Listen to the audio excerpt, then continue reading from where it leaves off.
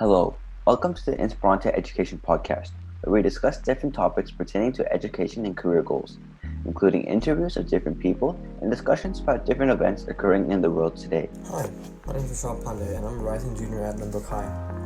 I enjoy learning about business and computer science, and I'm also a part of the Limbrook Deca Club. I'm able to code in Java, Python, and Swift, and I'm also the captain of the Limbrook water polo team. In my spare time, I really enjoy building apps. Hey guys, so my name's Catherine. I grew up in Texas, in Houston, Texas. I went to high school I went to Glenda Dawson High School in Pearland, Texas. And then I went to MIT and graduated with a bachelor's of science in biology and a minor in applied international studies. Um, After graduating college, I moved to Brazil for my Fulbright Fellowship, um, where I taught English for approximately a month before COVID happened. So now I am back in the Boston area, and I am a researcher at the Slack Lab at Harvard Medical School. Well, that's interesting. So the Slack Lab at Harvard Medical, could you just describe a little bit? What more do you exactly do there? What does research exactly entail? Yeah, so at the Slack Lab, we focus specifically on this one molecule called microRNA. So it is basically really, really short RNA, which stands for ribonuclease nucleic acid. Um, and so we're interested in its role in a variety of diseases, including cancer. And so basically what we do is we kind of look into the implications of this molecule in cancer, in other diseases, through various experimental techniques, and it's really exciting because it is kind of the forefront of research. Yeah. Okay, so how did you get to this like research, I guess, program you could say? How did you exactly get into that? Was there like an application process? Was it something that somebody reached out to you? Yeah, so when I got back from Brazil, I was pretty devastated, but I was definitely interested in kind of getting back into research because I had done a lot of research while in college. And MIT has this kind of this email, I would say, thread that a lot of undergraduates and graduates or alumni have access to, and basically a lot of labs around the Boston area who are looking for recent graduates to work in their labs will send out job postings. So I found my current job through this email listing, and then now here I am. Yeah. Yeah, so typically would you say in I guess other colleges would they have these types of email threads which have job listings? Would you say that like if I were to go to a different college, say something like UC Berkeley, right? Is it pretty common for colleges to have like these email threads where students who are about to graduate can find like job opportunities, or is it more something that you would have to go to like a Mhm. webinar or something given by the college to get that? Yeah, so I think it differs from college to college. That's a great question. I think especially my program at MIT, the biology department is especially small, which is why, and it's very well connected in the Boston area with a lot of the labs here. So that's probably why we have like an email thread and it works. I assume, for example, at UC Berkeley, where there are probably closer to hundreds of students in the biology department, it might be a little bit harder to funnel job opportunities through that, compared to my school where we have about 20 people, maybe in the graduating class of 2020. So, but there are definitely opportunities at every college, and I'm sure that each college has their own career center that you can work with, and they'll have career fairs as well.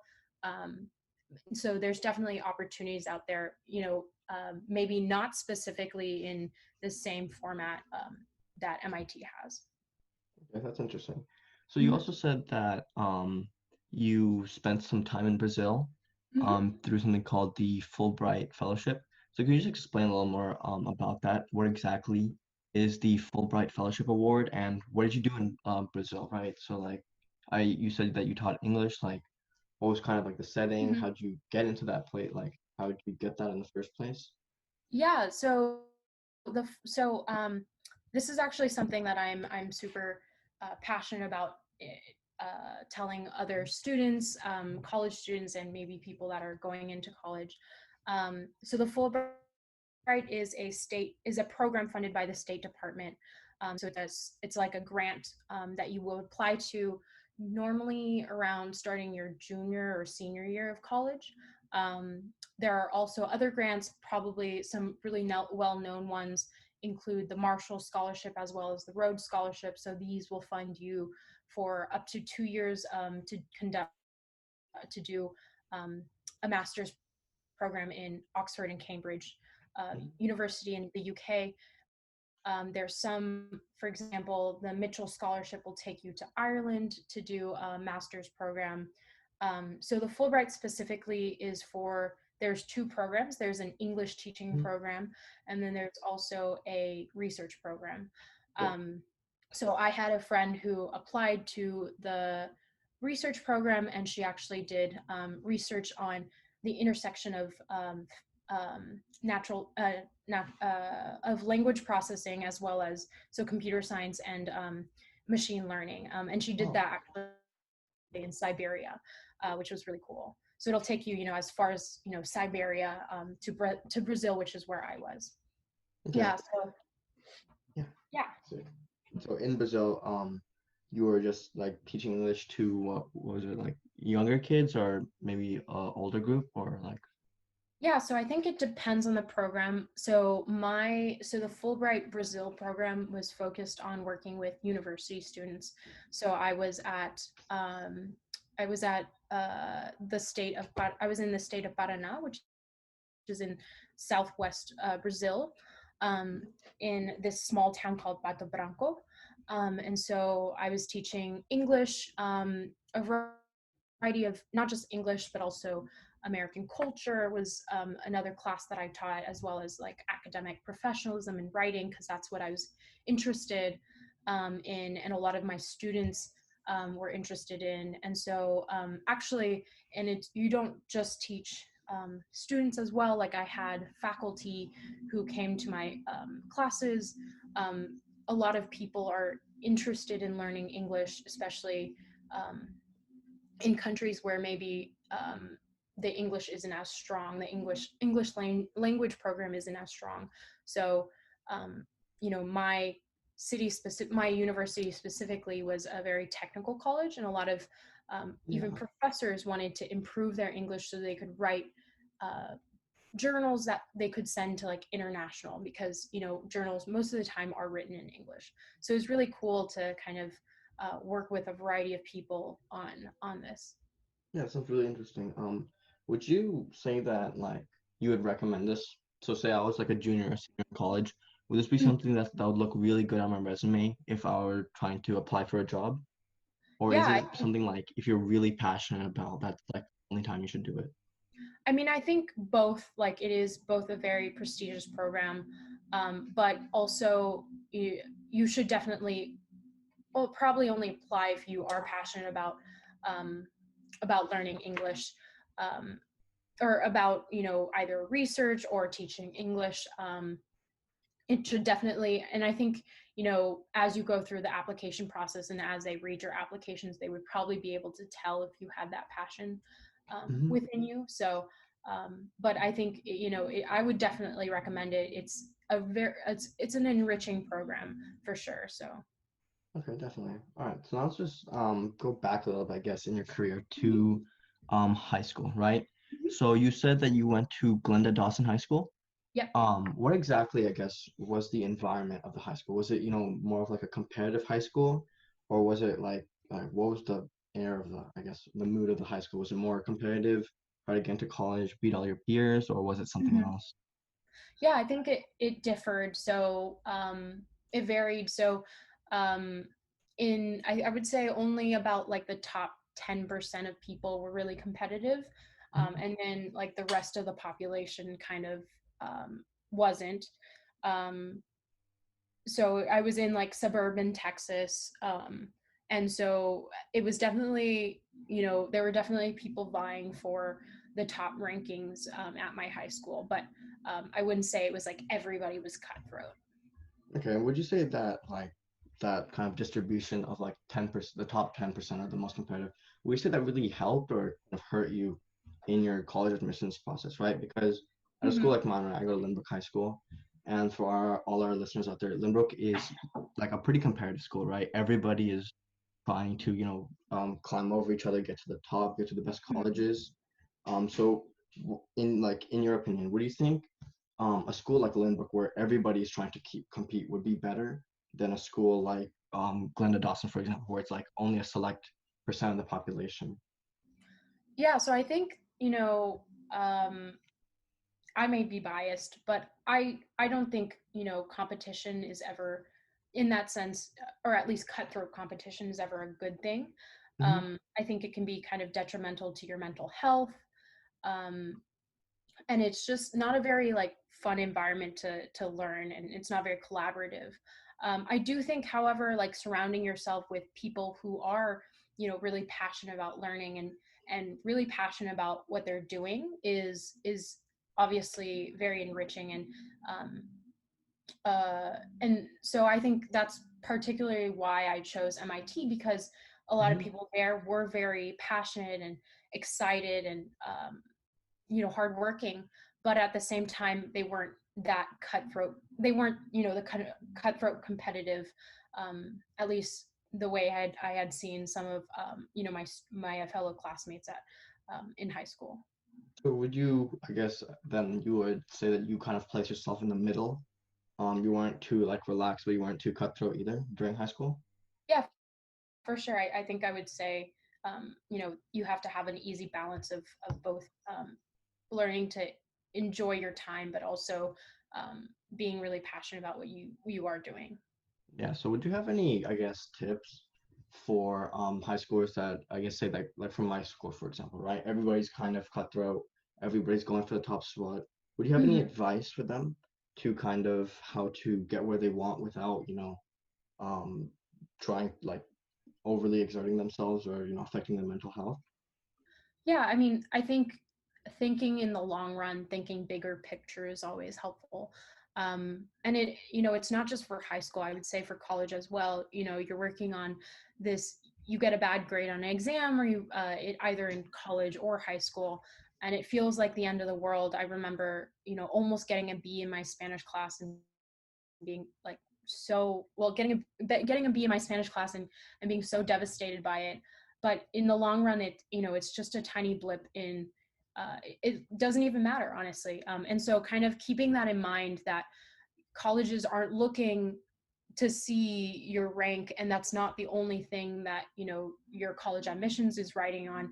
It's a holistic application, and there's a reason why it's a holistic application, right? There's so much more to it. It's not just what you do in school, but it's also your SATs. It's also your extracurriculars, maybe what you're doing on the side, what you're passionate about. So I think if you can kind of have that understanding in mind, it can really help you to take a lot of the pressure off of the like more mundane, and uh, things that you do. So, for example, taking a test won't, getting a bad grade on an exam won't seem as devastating. It is definitely not to say that you shouldn't, um, definitely try your hardest, but keeping in mind that everything you do is just, you know, a small part of a bigger picture. Yeah, of course. So kind of talking more about this, I guess, working grades. How would you describe your work ethic throughout high school? Like, was it more of like, kind of planned out, organized, you had everything down? Or was it more like, I'll just kind of remember all of my homework and study when I need to? So I'm a very organized person, and I would say that this has, definitely helped me out along my journey. through high school and college. And I would definitely recommend that to people. You don't have to necessarily be as meticulous as me per se, but definitely, writing down what your homework is very helpful to avoid losing it. And I think things like that, you should definitely be cognizant of that, because that's, uh, minute but controllable small tasks that you can do to really help your success, to help you get achieve success. Yeah. Yeah, so would you say that, starting from like that first day in high school throughout your senior year, would you say that your work ethic kind of changed at all? Or were you able to keep it to that level of like organization and cleanliness?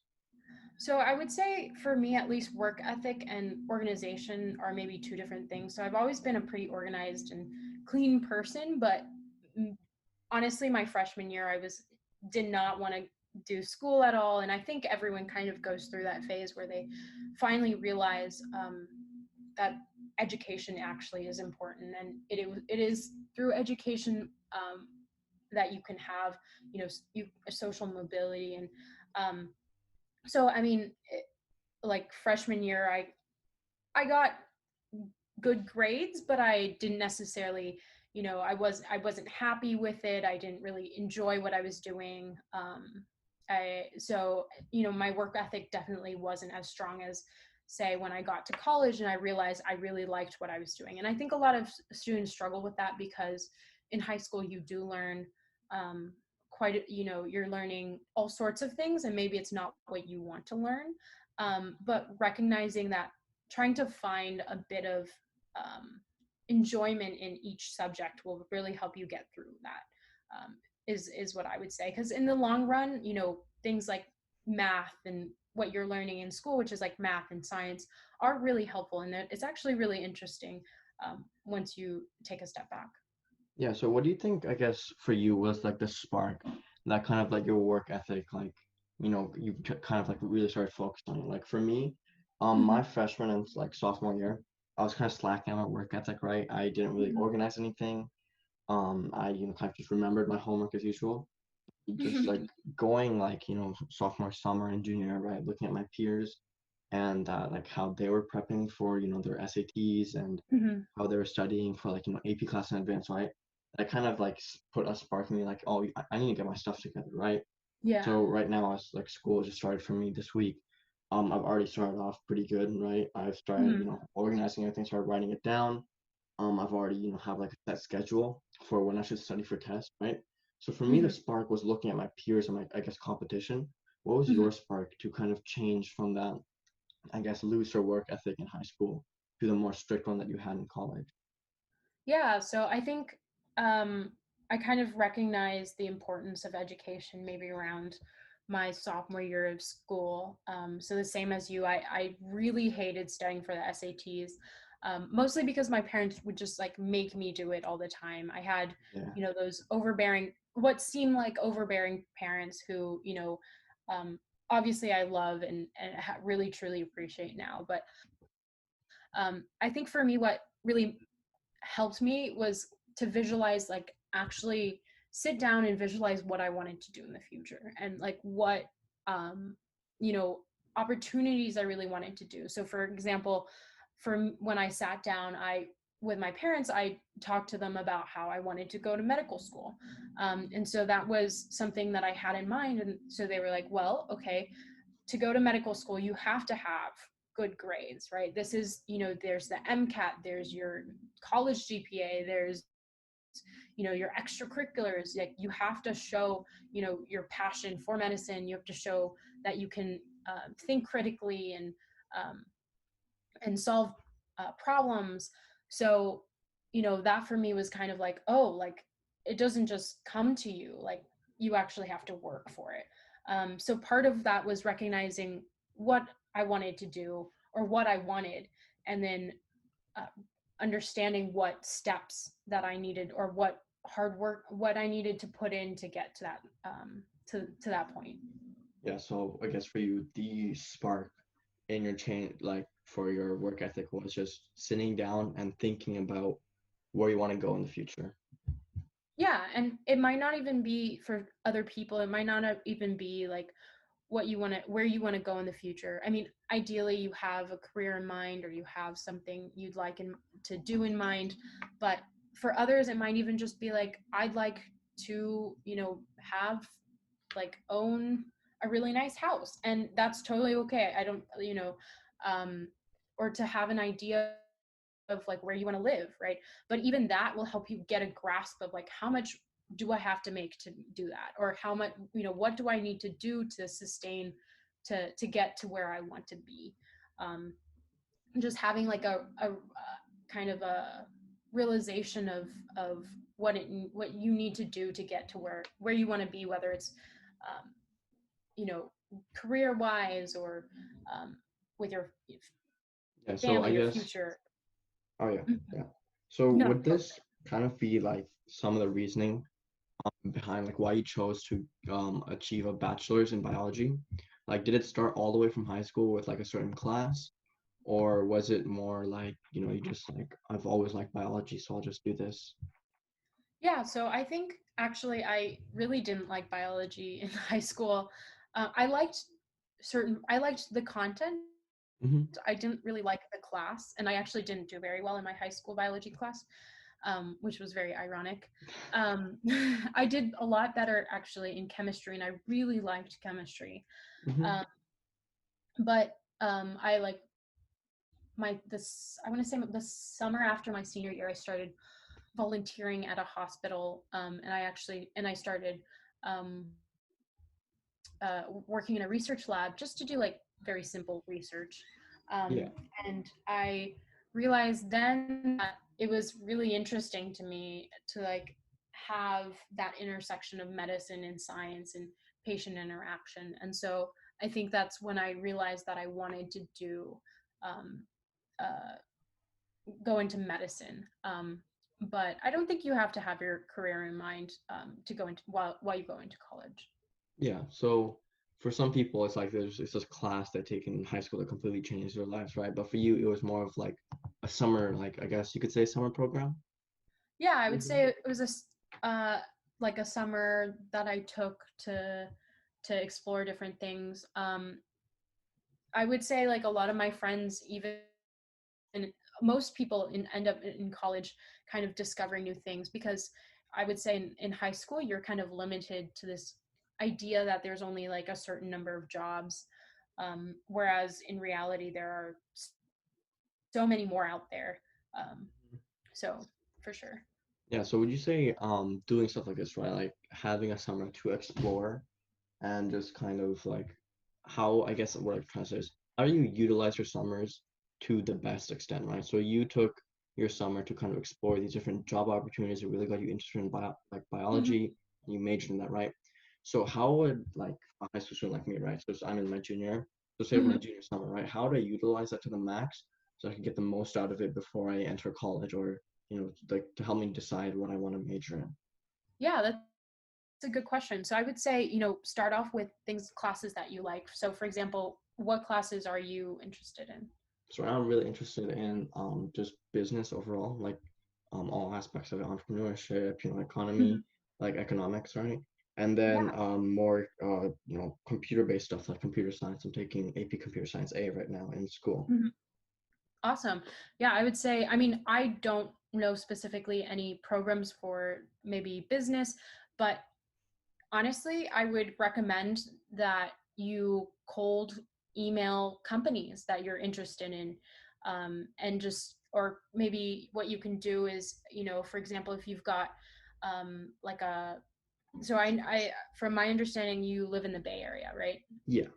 Yeah, so maybe what you can do is, and this definitely takes a lot of initiative, and it shows that you have initiative as well, to email or to look up some UC Berkeley labs that are doing maybe the intersection of what you're interested in, of like using computer science to better conduct business, or and then cold email these professors, and oftentimes you will get shot down a lot, but on the other hand, all you need is one yes, and then once you can start, and this is a lot of my friends have actually done this before, even in even in college, we do this all the time, just like cold emailing professors or cold emailing companies to ask to work for them.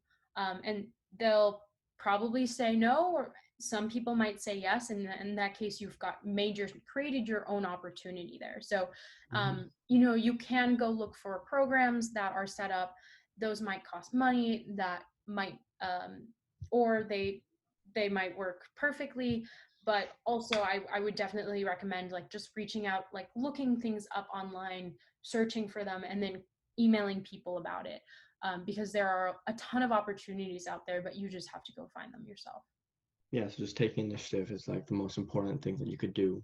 And then from there, it's just you get it, you get it. Exactly. Yeah, for sure. Like taking that first step in writing an email. Okay, so just moving on, I guess, a little bit towards closer towards college.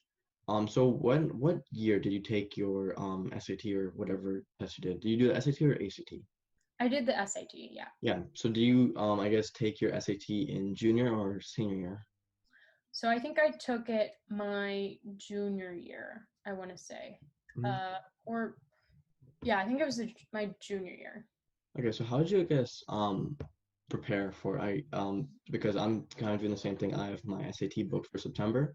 Hmm. So how did you kind of balance everything? Because it's the start of junior year, you're probably taking, a couple of APs. Hmm. So what were kind of some things that you did that helped you prepare for both the SAT and keep your grades up? Yeah, so I mean, in my case, I started a little bit earlier than most people. Like I started maybe prepping when I was a freshman, because my parents were like that. But I don't think that's necessary by any means. Um, I would say some things that really helped me was just, I'm a big believer in just a lot of practice. So I stress this to all my Crimson students. Um, I also did this myself when I was taking the MCAT, but definitely getting a lot of practice tests in can help you, um, because when you're just practicing every day, um, doing a section here and there, it is helpful, but you're not in the same environment and you don't have the same limitations as you normally would. So for example, in a practice test, if you're following the timing, you can start to get a better sense of pacing for the reading section. I know a lot of people really struggle to Hmm. complete the reading section because it's so long. Yeah. So doing that, doing practice tests or in a constrained amount of time, helps you kind of get used to that, for sure. Okay. Yeah. So moving on to, I guess, senior and entering high school, right? Hmm. What I guess, like what was the transition like, right? Because going from high school, you're still dependent on your parents. You live in the same house. How was that like switch, right? Because you were high school in Texas, right? And so going all the way to MIT, what was that like, right? So like socially, like how is like your living standards different, I guess?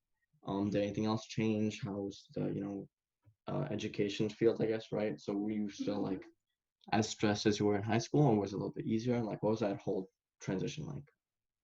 Yeah, that's a great question. So I think it differs obviously from person to person, and it differs, um, depending what college you go to.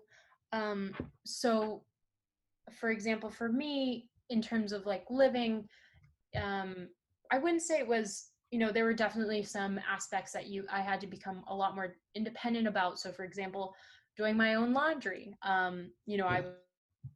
I was definitely spoiled when I was in high school. My parents helped me do my laundry, but you just get used to it, and it's something that you pick up quite easily and quite quickly. Um, Cooking wasn't really an issue my first 2 3 years, just because I lived in the dorm, so we had a meal plan. I know other people may not have that, so cooking might be a challenge, but you definitely learn to pick it up, and do your best with what you can.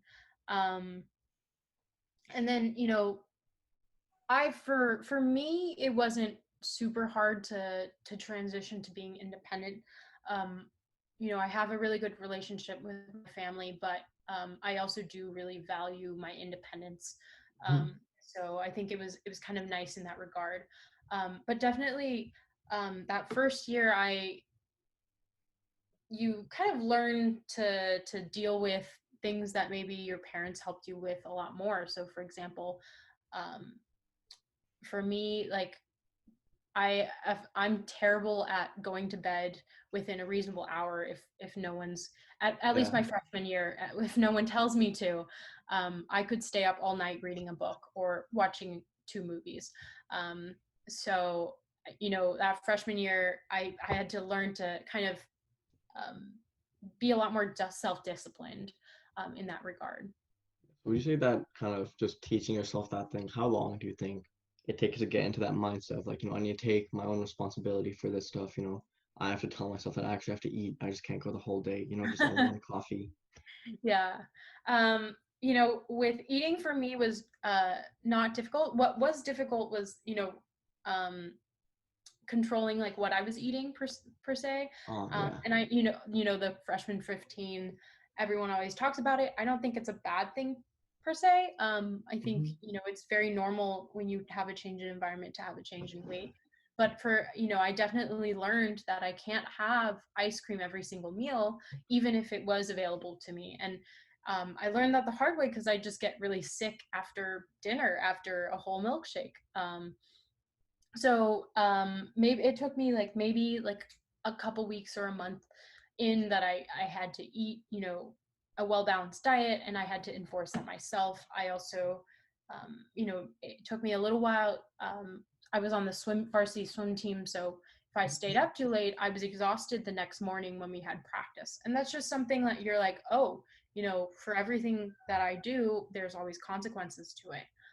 And so realizing that kind of helps you to basically be a lot more better with your decisions. Yeah, so along with that, right? So that's just like more living center stuff. How are the social I guess aspect things, right? Because high school has its own, I guess, more closed in, kind of cut off friend circles and that stuff. How is it different in college, right? Because you and your like friends will have like, different schedules, right? Some are coming back at 6 a.m., some people are sleeping at 6 a.m., right? So how Yep. is it like, how is the whole aspect of how does your whole social life change in college? Yeah. So I think actually for me in high school, um, it was very difficult to really have much of a social life. I mean, obviously, I had friends and who I would interact with and um, at school, but then I had swim practice after, so I was kind of constantly busy, and a lot of your time was spent at home. My time at least was spent at home. In college, it's really nice that you have, every turn of the corner you have someone there. So I think in that sense, like like my social circle like expanded 10 fold because I wasn't eating dinner with my family, I was constantly eating dinner with friends. So yes, you do have to kind of take some initiative if you want to meet up with someone specifically, but also it was nice because I'd meet my freshman year, especially I meet new people all the time. I just go to the dining hall and you see someone new and maybe you would sit with them and make a new friend. So I think that was kind of nice, just like living in a dorm and having people there. It's a bit scary at first for sure. Um, but there's always people around you, and I think most people at your college are probably really nice, and you should just go up and make new friends. So Yeah, so you also said you did varsity swimming, right? So how does mhm, so I'm an athlete myself. I play water polo and I do swimming as well for the school. mhm. And club water polo as well, for like outside private club. So how would you Mhm. say the whole sports aspect changes as you get in college, right? So is it still varsity and JV in college, or is it like, like how is those college sports like structured? Is it Yeah. like in the NCAA? What Mhm. division school, I guess, is MIT? I'm not sure, but like how is that structured? Yeah, so I think it again depends on the school. So MIT was Division 3, Hmm. which means that you can't pay your players or your swimmers. Yeah, yeah. Um, it was still very competitive though, and um, in that regard, we probably practiced about 20 to 24 hours a week. but that's like still nothing compared to most D1 schools or most intense D1 schools. They probably, I'm not even sure how many hours they do, but they're very competitive. Um,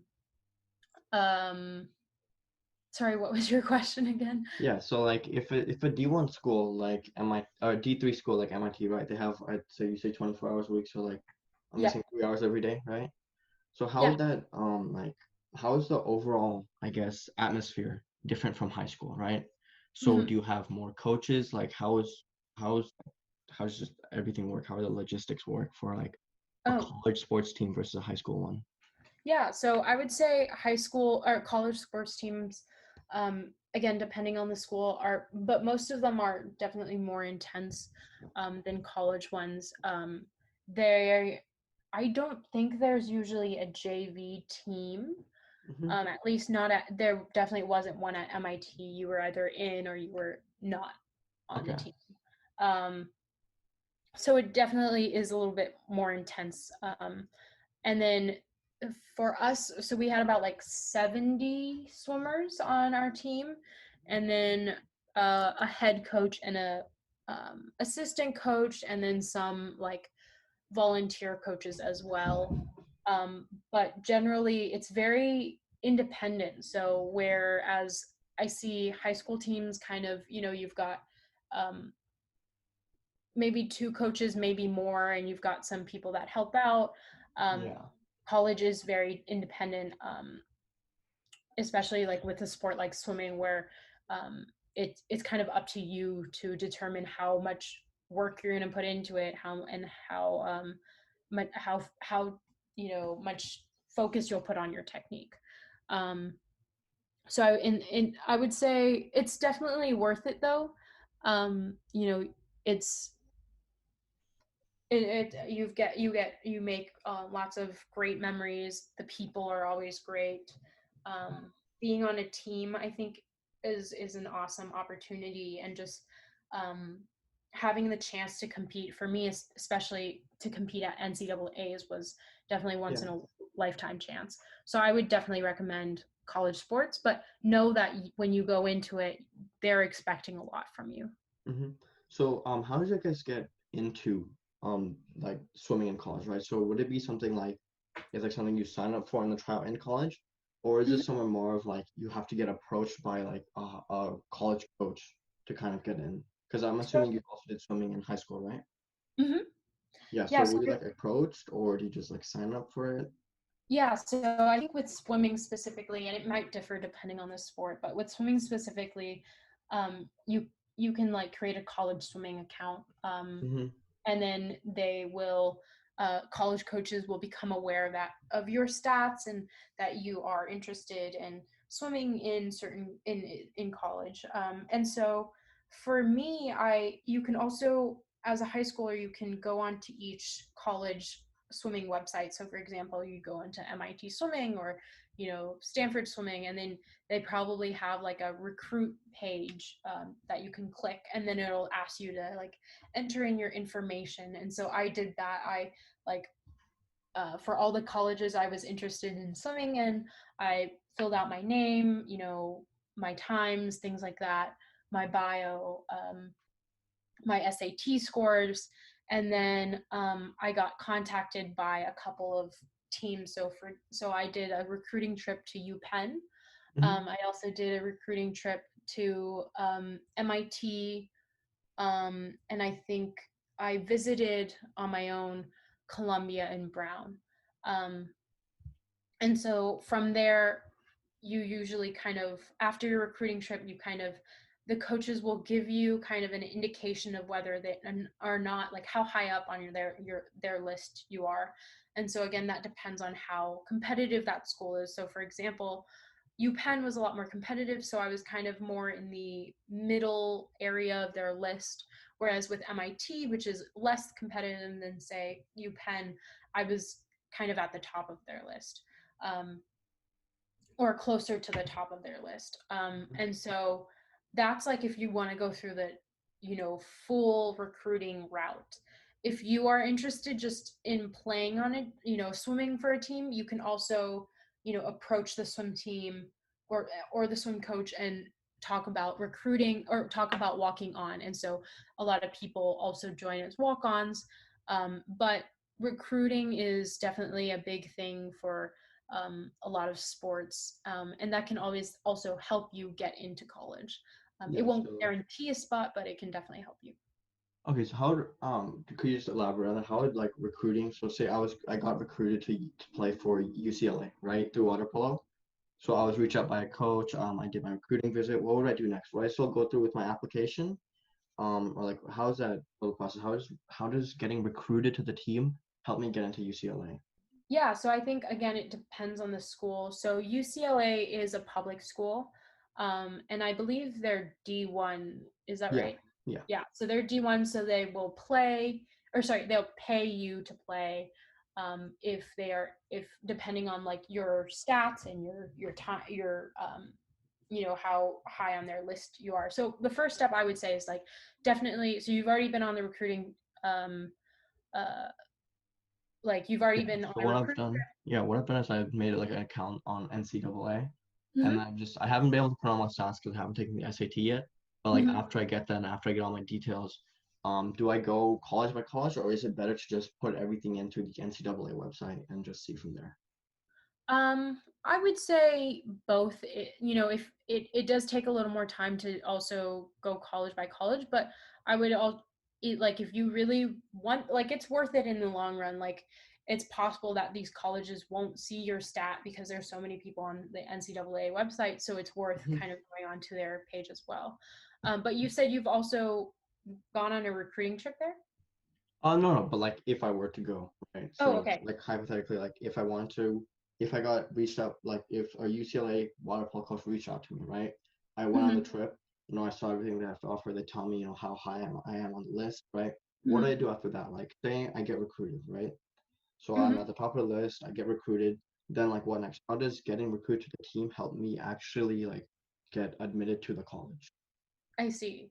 So the first thing I want to say is, in addition to, filling out these forms on the college websites, it also never hurts to send emails to the coaches themselves. So again, this is there might be a recurring theme of always taking initiative, but really that's how people get ahead in the game, is to Mm-hmm. like reach out to the coaches. So, if you don't hear back, starting of September maybe, which is when people probably start looking. Um, I would say like reach out to the coaches. It really doesn't hurt, and you can send like a pretty generic email saying, introducing yourself, your stats once you get it, and then that you're really interested and you'd like to be on a recruit trip as well if possible. Mm-hmm. But then say fast forward, you've been on your recruit trip, they offer you a position. So based on your stats, they can offer you a position, and then um, based on their stats, they can also offer you like pay or a Mm-hmm. scholarship for it. And of course, you probably want to negotiate that as well. It never Yeah. hurts to ask for more. Um, and then once you've kind of basically decided you're going to play for UCLA, what you would do is you would sign a letter of intent. They'd probably send you like a letter as well, and then you'd have to sign with them. I'm not super familiar with this though, because Mm-hmm. MIT didn't have any of that because we were D3. Yeah. Um, but basically, you sign this letter of intent. They also will tell you that, we are, they would probably send you like a likely letter as well. And then come, then you would apply the normal route. Um, and basically, what they do is on their behalf, they'll probably talk to admissions officers. They give them this list of people, and they'll say, we want these people on here.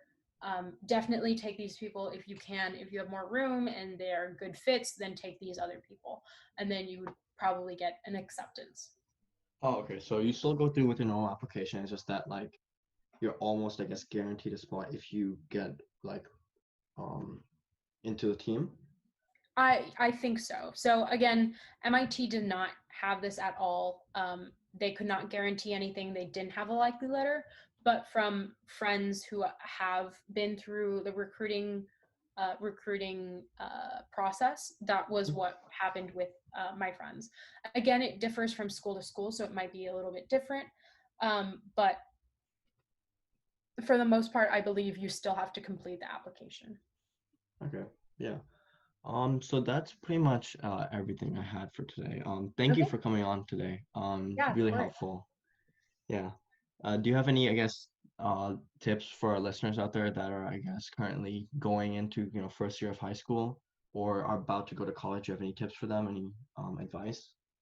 Yeah, I mean, I would just say, like, I want to congratulate them for, starting their first steps of either high school or college. And just, again, to keep in mind, like, the long-term goals, especially during this time, these really difficult times amid COVID.